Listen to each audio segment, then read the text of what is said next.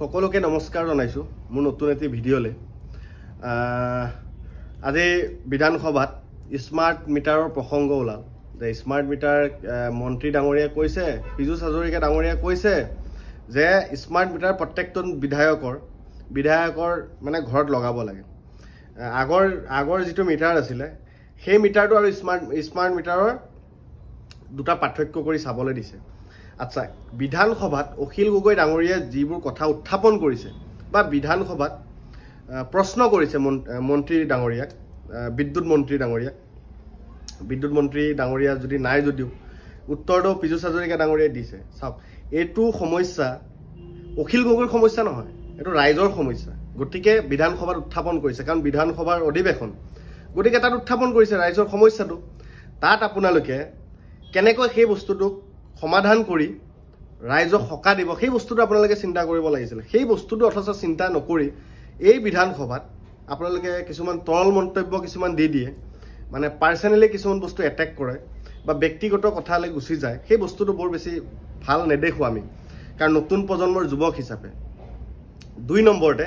যি কি নহওক আশা কৰিলো আপোনালোকে সেই বস্তুটো আপোনালোকে ৰাইজৰ যেটো অভিযোগ সেই অভিযোগটো আপোনালোকে কেনেকে খণ্ডন কৰিব বা কেনেকে আপোনালোকে উত্তৰ দিব সেইটো আপোনালোকৰ কথা মোৰ শুধৰণি কৰি দিব দিয়া দায়িত্ব মই শুধৰণি কৰি দিছো যে অখিল গগৈৰ সেইটো ব্যক্তিগত মতামত নহয় সেইটো ৰাইজৰ যেটো সমস্যা সেইটোহে বিধানসভাত উত্থাপন কৰিছে এজন বিধায়ক হিচাপে মই ভাবো গতিকে মন্ত্ৰী ডাঙৰীয়াক ব্যক্তিগত আক্ৰমণ কৰিবলৈ যোৱা নাই কাৰণ মন্ত্ৰী ডাঙৰীয়াৰ ঘৰত স্মাৰ্ট মিটাৰ লগোৱা নাই চাগে মই জানাত গতিকে আপোনাকটো আৰু কি ক'ব আপোনাকটো ক'ব লগা পাৰ্সোনালি বা ব্যক্তিগতটো ক'ব লগা একো নাথাকে গতিকে তেনেকুৱা কথা নম্বৰ 2 যে আজি কংগ্ৰেছ দলে ৰাজীৱ ভৱনৰ পৰা যেটো প্ৰতিবাদী কাৰ্যসূচী ওলালে জিএছ ৰোডত ইডি কাৰ্যালয় ঘেৰাও কাৰ্যসূচীটো যেটো লৈছিল তাত আমি মন কৰিবলৈ পাইছো যে আজি বিগত কিছু দিনৰ পৰা ৰাজনীতিকভাৱে কিছুমান ব্যক্তিক মানে ষড়যন্ত্ৰ কৰি আছে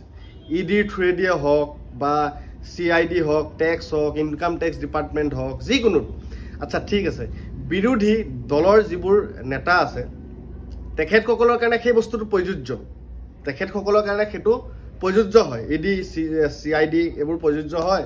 গতিকে শাসক দলৰ লিডাৰ এজনৰ কাৰণে সেইটো প্ৰযোজ্য নহয় গতিকে আমাৰ তাত কিছুমান সন্দেহ আছে গতিকে সেইবোৰ সন্দেহ মানুহৰ মাজত আজিকালি কাৰণ সংবাদ মাধ্যমেটো সেইবোৰ খুব প্ৰচাৰ নকৰে গতিকে আজিকালি সোশ্যাল মিডিয়াৰ যুগ কাৰণ ডিজিটেল মাধ্যমত মানে আপোনাৰ খুব বেছি প্ৰচাৰ হয় কিছুমান বিষয় লৈ পেলাই গতিকে মানুহে আজিকালি গম পোৱা হৈছে গতিকে তেনেকুৱা ধৰণৰ কথা মই ভাবো গতিকে ৰাজনীতি হাতুৰা মানে ৰাজনীতিৰ অভিখণ্ডি বা ৰাজনীতিৰ এটা ষড়যন্ত্ৰৰ মাজেৰে ইডিক ব্যৱহাৰ কৰিব নালাগে বুলি মই ভাবো বা আমাৰ নৱপ্ৰজন্মৰ যুৱকসকলৰ হেতু মানে মনৰ ভাৱ বা মনৰ কথা গতিকে চাওক মই ইমান নাজানো কিন্তু তথাপিও মই সৰু সুৰা কথা কিছুমান মই ক'বলৈ চেষ্টা কৰিছো নম্বৰ 3 চাওক আজি কেদিনমানৰ পৰা অনা অসমীয়া আৰু অসমীয়াৰ মাজত যেটো মানে কাজিয়া সৃষ্টি হৈছে বা কিছুমান মানে কি কয় নহয় ভাইৰাছ বুলি কয় কিছুমান বেক্টেৰিয়া আহি পৰিছে সেইবোৰ বেক্টেৰিয়া আপোনালোকে কেনেকৈ মাৰিব কোনটো ভ্যাকচিন দি মাৰিব সেই বস্তুটো আপোনালোকে কিন্তু অতি শীঘ্ৰে আপোনালোকে কেবিনেটৰ সিদ্ধান্ত লৈ তাৰ এটা সমস্যাৰ সমাধান কৰক আমিও নিবিচাৰো কেতিয়াও অনা অসমীয়া আৰু অসমীয়াৰ মাজত কেতিয়াবা ভাগ হওক বা কিছুমান বস্তুৰ মাজত আমাৰ বেয়া পোৱাপুই হৈ থাকক সেইটো আমি কেতিয়াও নিবিচাৰো কথাটো কি চাওক অনা অসমীয়াৰ মাজত পাৰ্থক্যটো এইটোৱে চলিছে বা অনা অসমীয়া এজনে আজিৰ দিনত তিনচুকীয়া ডিস্ট্ৰিক্টতে হওক বা ডিব্ৰুগড়তে হওক অসমীয়া কথা যিবোৰ বহুত বছৰ পুৰণি আছিল তেখেতসকলে কিন্তু অসমীয়া কৈ আছিল আজি কেইদিনমানৰ পৰা বা আজি কেইবছৰৰ পৰা হিন্দী ক'বলৈ আৰম্ভ কৰিছে হিন্দীৰে কথা ক'বলৈ আৰম্ভ কৰে অসমীয়া ক'বলৈ টান পায় কিয় নাজানো কাৰণ মোৰ অভিজ্ঞতা বা মই কৈছো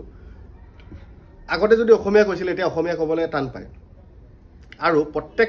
প্ৰত্যেকটো দোকানলৈ বা মানে অনা অসমীয়া দোকানলৈ যেতিয়া যাব তাত এটাই শব্দ থাকিব জয় শ্ৰীৰাম মানে আগত যদি আমি ডাঙৰ এজনক বা বয়সস্থ এজনক দেখিলে আমি নমস্কাৰ দিওঁ বা আমি ভৰিত ধৰো এতিয়া জয় শ্ৰীৰাম ক'ব লাগে আৰে কোনখন মানে কি পৰিস্থিতি আহিছে অসমত আমি ধৰিবই পৰা নাই আমি বুজিবই পৰা নাই অনাগত দিনত আকৌ কৈছোঁ, অনাগত দিনত অসমীয়া আৰু অনা অসমীয়াৰ মাজত এই যুদ্ধখন চলি নাথাকিবৰ কাৰণে আপোনালোকে কেবিনেটত কিছুমান সিদ্ধান্ত লওক। যেনেকৈ খিলঞ্জীয়া বা ভূমিপুত্ৰ বা জনজাতীয় লোকসকলৰ মাটি অনা অসমীয়াই সহজতে কিনিব নোৱাৰে। লিডত লওক, লিডত লৈ তেখেতসকলে কাম কাজ কৰক, মাটি ভাড়ালৈ লওক, ভাড়াত লৈ উদ্যোগ স্থাপন কৰক, ব্যৱসায় বাণিজ্য কৰক, তাত আমাৰ আপত্তি একো নাই। কিন্তু আমাৰ তেনেকৈ যদি জনজাতীয় লোকসকলৰ যদি মাটি বা অসমৰ খিলঞ্জীয়া ভূমিপুত্ৰ লোকসকলৰ যদি মাটি ক্ৰয় কৰি বিঘাই বিঘাই মানে মাটি ক্ৰয় কৰি যদি আপোনালোকে উদ্যোগ স্থাপন কৰে,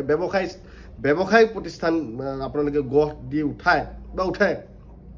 তেতিয়া আমাৰ মাটিৰ অধিকাৰ ক'ত থাকিব, ভূমি অধিকাৰ ক'ত থাকিব? গতিকে অতি শীঘ্ৰে কেবিনেটত এটা সিদ্ধান্ত ল'ব লাগে। কেবিনেটত সেই সিদ্ধান্তৰ প্ৰতি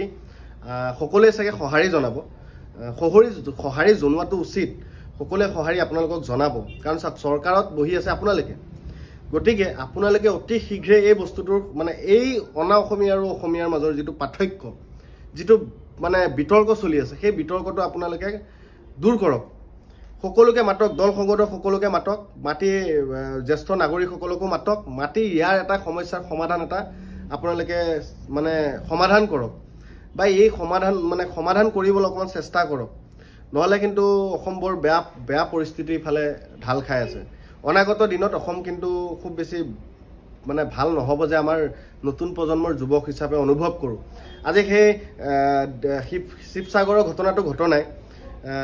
যোৱাকালি পাহৰিছোঁ, ডেকাৰ উপাধি এজন ল'ৰাক হেলমেট দি মাৰিলে, বাইকৰ হেলমেট দি মাথাত মাৰিছে। তাৰপিছত আজি সেই কাৰ্যসূচী এটা লৈছিলে দল সংগঠনে, যেনেকৈ কৃষক মুক্তি আছিলে বা জনজাতীয় কিছুমান সংগঠনৰ লোকসকলে প্ৰতিবাদ কৰিছিলে, শান্তিভাৱে প্ৰতিবাদ কৰিছিলে। তাত মই বুজি নাপালোঁ যে আপোনালোকে শান্তিভাৱে প্ৰতিবাদ কৰাৰ পিছত গণতন্ত্ৰ ৰক্ষা কৰিবৰ কাৰণে বা আপোনালোকে গণতান্ত্ৰিকভাৱে যেতিয়া প্ৰতিবাদ কৰে, তেতিয়া আপোনালোকে সেই বস্তুটোক আপোনালোকে গুৰুত্ব নিদিয়ে। আৰে দল সংগঠনে এনে ওলাই অহা নাই নহয়, কিবা এটা বেয়া হৈছে কাৰণে ওলাই আহিছে। সেইটোক লৈ আপোনালোকে সমাধান কৰিবলৈ চেষ্টা কৰক। আপোনালোকে কি কৰিব লাগিছিলে? এডিচিক পঠাব লাগিছিল, ডিচিক পঠাব লাগিছিল, সেই সমস্যাটো সমাধান কৰিবৰ কাৰণে বা ছল্ভ কৰিবৰ কাৰণে আপোনালোকে প্ৰয়াস কৰিব লাগিছিল, চেষ্টা কৰিব লাগিছিল। সেইটোত আপুনি নালাগি দুজন তিনিজন লিডাৰক আপোনালোকে চুচুৰাই লৈ গৈ জেললৈ ভৰাই দিছে। সেইটোৱে সমস্যাৰ সমাধান নহয়। কিন্তু কেইটাক জেললৈ পঠাব আপোনালোকে? কথাটো তেনেকুৱা টাইপ। সেইটো কাৰণে আপোনালোকে অতি শীঘ্ৰে কেবিনেটত সিদ্ধান্ত লওক যে অনা অসমীয়া আৰু অসমীয়াৰ মাটি অনা অসমীয়াই সহজে যাতে ক্ৰয় কৰিব নোৱাৰে। মাটি লিডত ল'ব পাৰিব, ব্যৱসায় কৰিব পাৰিব, বাণিজ্য কৰিব কৰক, তাত আমাৰ আপত্তি নাই। কিন্তু পটককৈ বা সহজে যাতে মাটিখিনি ক্ৰয় কৰিব নোৱাৰে, সেইটো কাৰণে একদম কেবিনেটত অতি শীঘ্ৰেই এটা আপোনালোকে সিদ্ধান্ত লওক। গতিকে ইমানেই ক'লোঁ, মোৰ বক্তব্য মই ইমানখিনিয়ে ৰাখিলোঁ। গতিকে কিবা ভুলো হ'ব পাৰে, মইতো ইমান জানা শুনা ব্যক্তি নহয়, গতিকে মোৰ ভুল